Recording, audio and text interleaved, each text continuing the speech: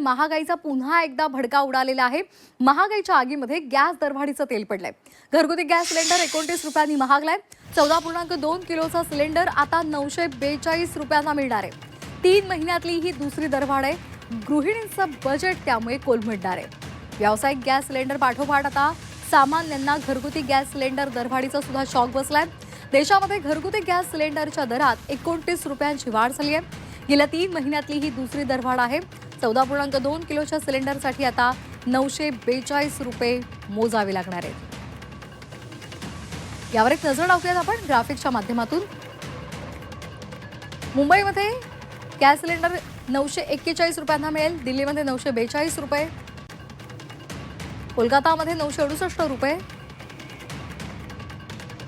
चेन्नईमध्ये 957 रुपयांना मिळणार आहे, तर पाटणामध्ये 1040 रुपयांना हा घरगुती गॅस सिलेंडर विकत घ्यावा लागेल।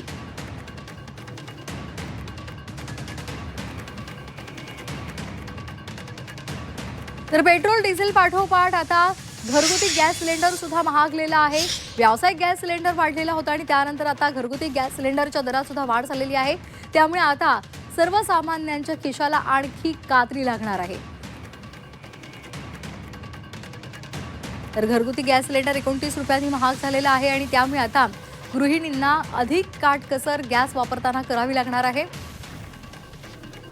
जास्तीत जास्त गॅस कसा वाचवता येईल या दृष्टीने आता सर्वांनाच प्रयत्न करणं गरजेचं आहे। अनेक महत्त्वाचे परिणाम झालेले आहेत।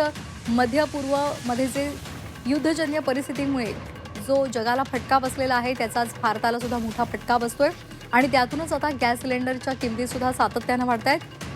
घरगुती गॅस सिलेंडर 29 रुपयांनी महागलेला आहे। याआधी व्यावसायिक गॅस सिलेंडरमध्ये सुद्धा दरवाढ झालेली आहे आणि आता घरगुती गॅस सिलेंडर पुन्हा एकदा महागलेला आहे।